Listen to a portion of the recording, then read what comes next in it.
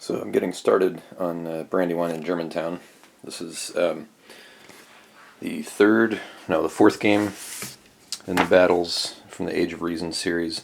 I'm using the third edition rules.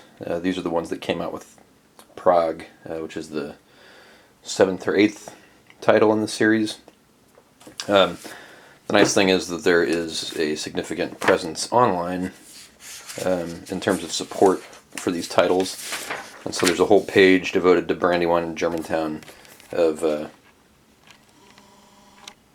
updating it to Volume 3 because this game in the series came with the second edition rules, and these rules have been updated now to the third edition.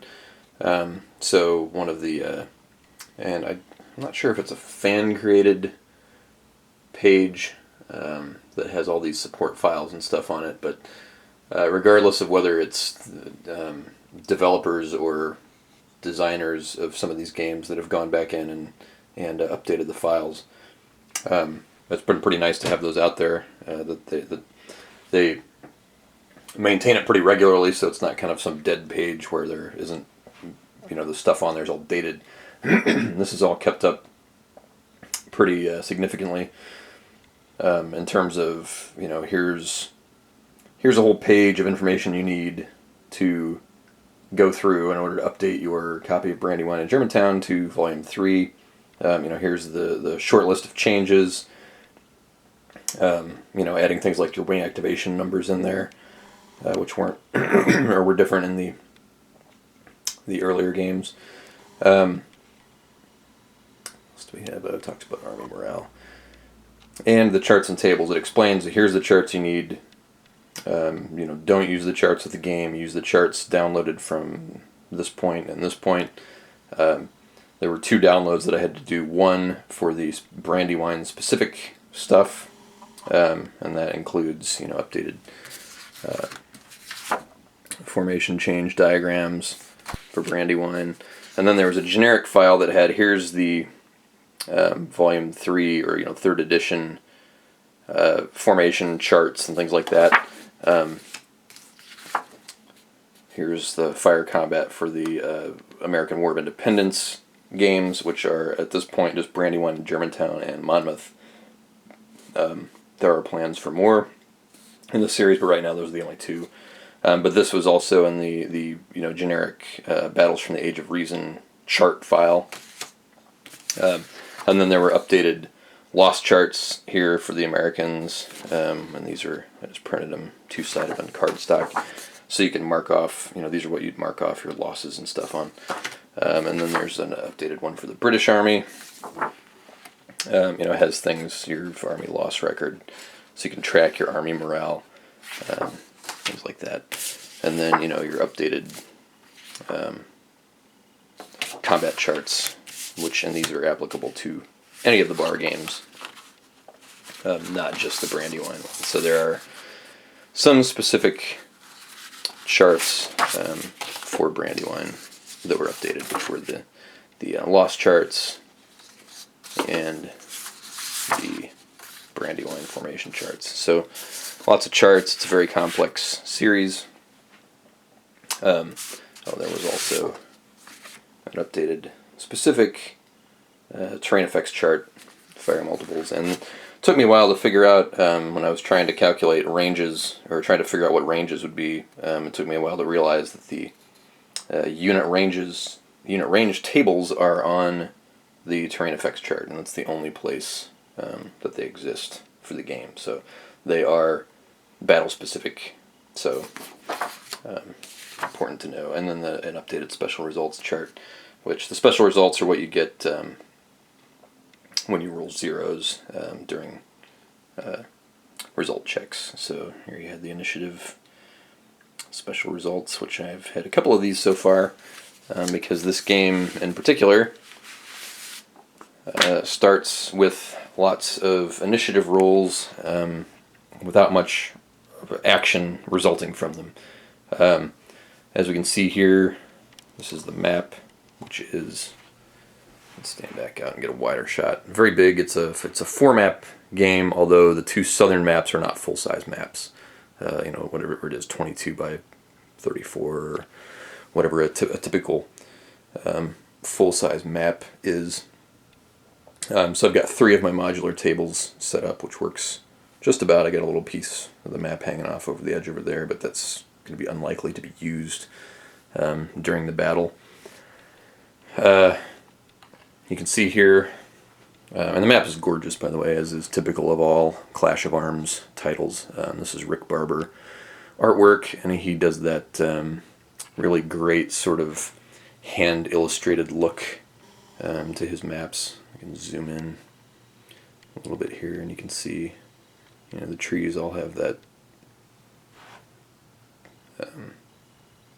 again, illustrated look to them, the little buildings and things. And it's all on sort of this, and he always uses that kind of calligraphic font for places on the map. But it's on this, kind of antique-y looking paper, this sort of cream-colored, parchment-colored paper that has this real nice texture to it. Which, of course, I don't get experience because I've got plexi on it. But for a game like this where the maps don't hold together very well and I'm splitting them up amongst a number of different tables, the plexi helps keep everything in place. I also put a little pieces of removable tape, not Scotch tape or masking tape, but removable tape on the back of the maps to keep the 4 pieces together. The one complaint I have about these Clash of Arms maps is they don't match up as well as a lot of other maps from other publishers, your GMT or MMP, where you tend to have less issues getting the hexes to align properly. Here, you can see that's where the map joins along there. And the hexes there actually fit together pretty well. And I think even, the rarity is that at the 4-point junction, the hexes also actually kind of stay together pretty well. But the issue here is, if I can find where, and I'm actually not able to see it perfectly here, but there it is, it's just south of this one road. You can see here they're slightly offset, and there it's like the hexes fit together but the numbers are offset. So just the weird little inconsistencies that you get like that with the Clash of Arms maps. It's like something doesn't quite align properly. You get kind of half a clear hex and half a woods hex there. But this one seemed to work better than the La Bataille de la Moscova, which is I think the last Clash of Arms game that I played, which was from the Labatt series on board Dino. That was another 4-map. That was 4 full-size maps. And that one really had problems getting the hex grid to align properly between the maps, even when you felt like you had them perfectly synced up. So anyway, that's the map, and you can see, like I said, it's massive, and not a lot of units on it. And this is the entire American Army. You stand in an area that has a little less glare. That's the entire American Army on the map right there. I mean, their order of battle is right here. The only thing not on the map are the Hazen regiment and his detachments. Those come on as reinforcements. That is the parent unit of the light infantry brigade. So the 2 detachments are already on the map. So then that is, for all intents and purposes, on the map. And then there's 4 optional cavalry units, which I'm not using. So they're all out there, and as you can see, there's not a lot of them. You got one guy way up here as your sort of forward recon. And he's going to be up there for a reason, because up here along these roads are about where Cornwallis column is going to be coming onto the map. Maybe, actually, I think they're coming onto this road here, just east of the Brandywine. This is the Brandywine River here. And that's what happened in this battle, was the Americans set up at what they thought were these key ford crossings. You can see there Gibson's Ford, Chad's Ferry, Chad's Ford, and then there's a couple other fords up here. Newell's Crossing, Brenton's Ford, and you can see there's American troops positioned there. And where you see these entrenchment markers, that's where there's artillery. So the Americans are set up to, repulse potential British crossings at these fords, and the bulk of the forces down here at Chad's Ford, the sort of probably the biggest and most likely crossing that an army would have to take. And then Washington's headquarters is right there. And, the Americans thought they were all set. And indeed, as you can see over here, the British, this is Kniphausen, I guess. His name is, I'm not sure exactly how to pronounce that, but that almost looks Dutch. But Kniphausen. His division is going to be coming onto that main road and heading right for Chad's Ford. And there's like an advance light infantry battalion and Chester County militia and a couple points of artillery there, to sort of contest this, but they'll have to displace and run back across the Brandywine because the force that's coming in is going to be too big for them to deal with. But so Kniphausen comes on, and he's supposed to just kind of sit here on the other side of the Brandywine and take pot shots at the American forces, and so they'll have sort of this long-range artillery duel, most likely, which is what happened historically. And meanwhile, Cornwallis's division, which is all sitting there still in the order of battle, is going to come onto the map at the north hex there on the other side of the Brandywine, and that's going to be this flanking movement that ends up causing real problems for the Americans. So they have to end up rushing these two divisions, and I believe this is Sullivan's division here. They're going to end up running up here to the Birmingham Hill to try and stop this flanking movement by the British. And there may indeed have to be more of them than just those guys. And I think these guys here, this is Nash's North Carolina battalion or brigade. I think they're stuck there. I don't know that they can move up and help reinforce. So I'm going to have to end up racing a bunch of stuff up there to reinforce. The problem is that the bulk of the American forces are frozen until 2 p.m. Well, I shouldn't say the bulk of them are. The 2 p.m. is the lifting, the blanket lifting of the freeze on American troop movement.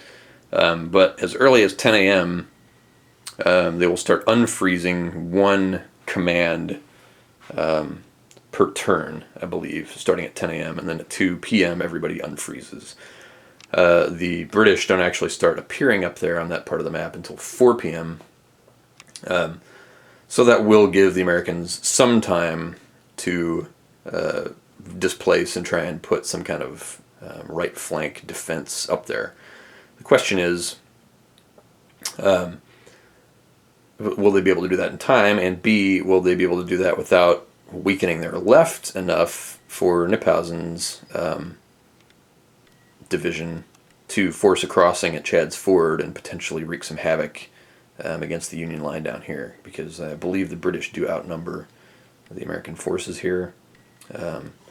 So, reacting, the British timing their strikes on the American line, ideally you'd want them to hit all at once and force a breakthrough somewhere. Historically, I believe this battle up here on the right was already well underway by the time Kniphausen launched his assault across the ford here. But what happened is that right flank attack still ended up unhinging the American line. They all fell back, and then the rest of the army sort of held and then fell back in good order off the edge of the map. So that may end up what ends up happening here. So I just started. As you can see, I've just now moved on the first British command onto the map. These guys are all in road column. That's as far as I can take them. Based on my understanding, the line of sight rules, this American artillery here, which is at 225 feet. No, they're on top of the hill here at 250 feet, firing across this sort of valley here. It's maybe easier if I set the camera down so it's not shaking so much.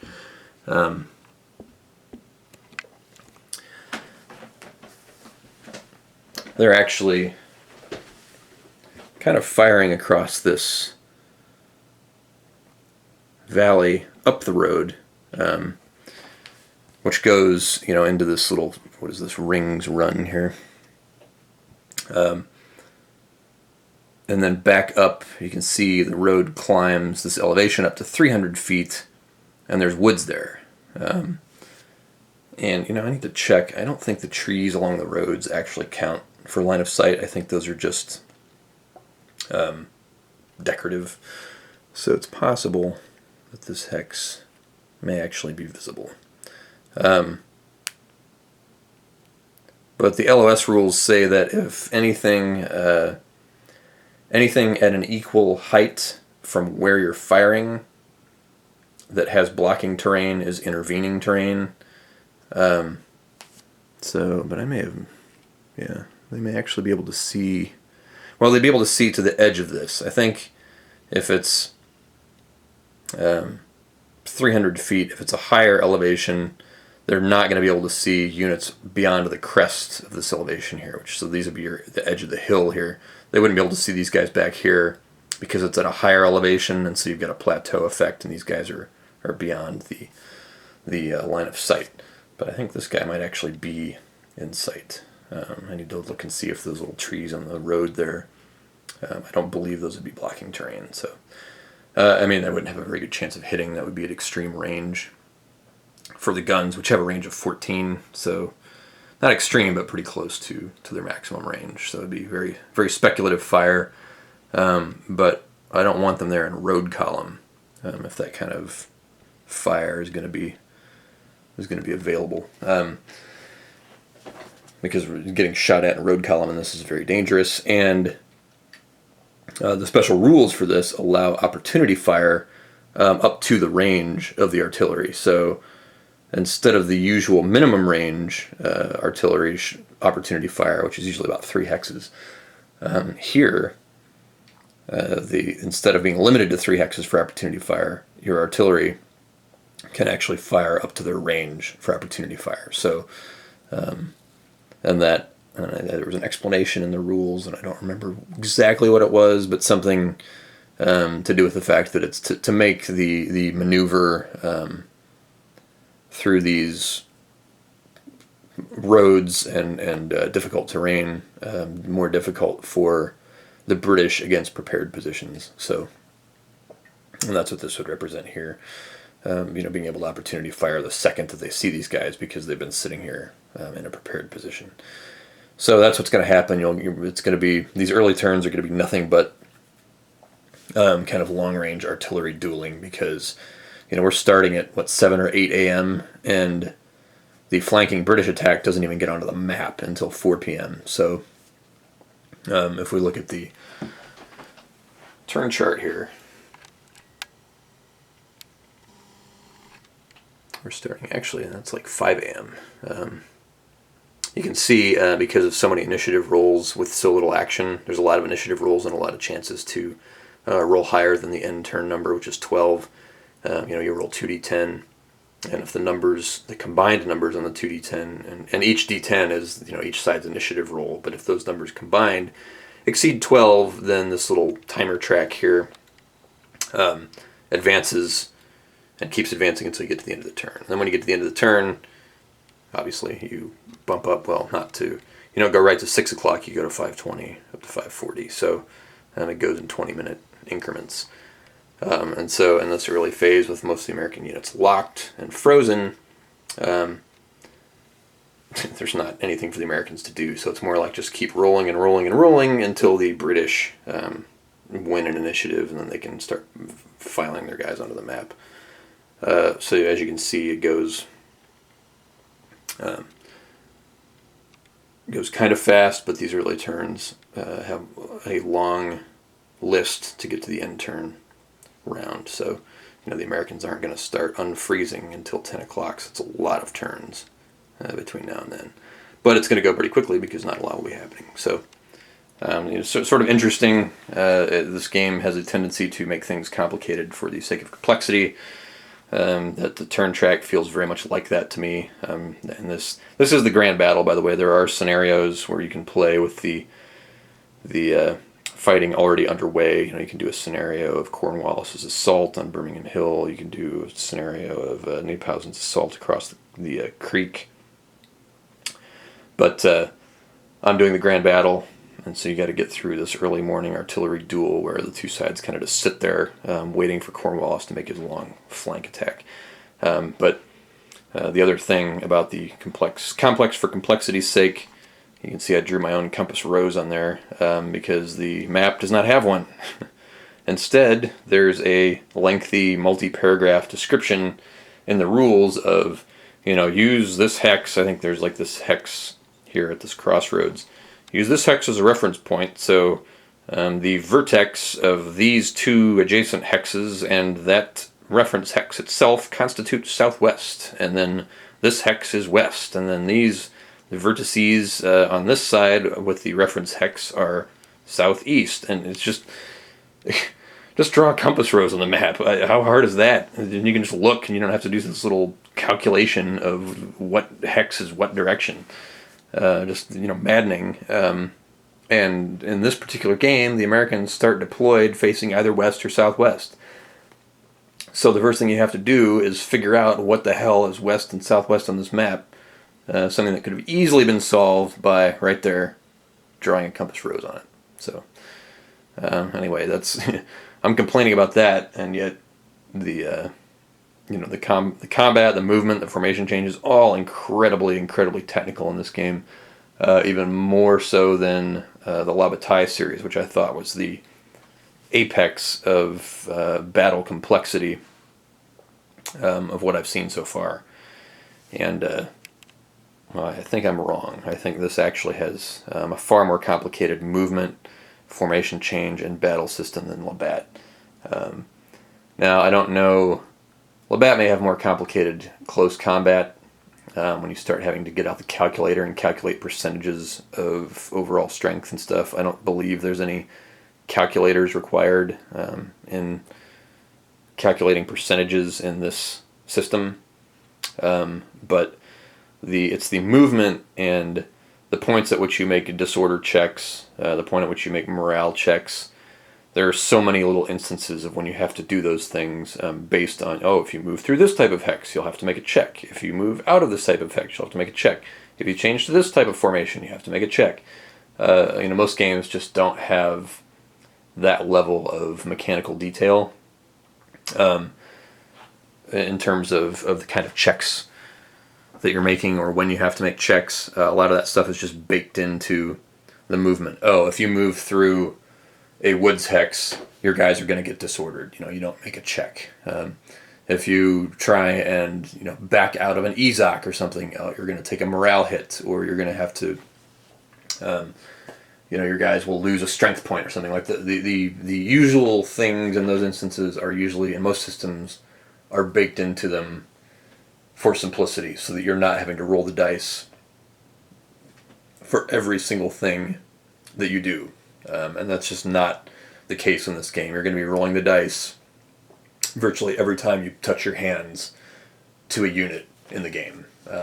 Whether it's obviously for firing or combat, but turning, changing formation, moving a space, every time any of those things that you do, you're going to have to look at a chart and see, do I need to make a check here to see if they're disordered or if they lose morale or whatever. I don't necessarily dislike that because I haven't actually played through it yet to get to see it in action. But I think it's going to make for some slow going, certainly in the earlier games, and we'll just have to see how that works. Will it make it so fiddly that it interferes with what you're seeing, with what's unfolding narratively on the map? I don't know. we will see. But I am excited about it because I do like, to some extent, that level of detail, especially at this level where you're dealing with regiments, individual regiments, smaller size units, and certainly for the Revolutionary War stuff, I haven't seen anything with this level of detail. So it is kind of exciting to delve into a detailed study of the troop movements, the troop conditions during this period in the Revolutionary War and during a particularly big battle in the Revolutionary War. So I am excited to see it and try it out and see what sort of level of playability the system brings to this type of combat.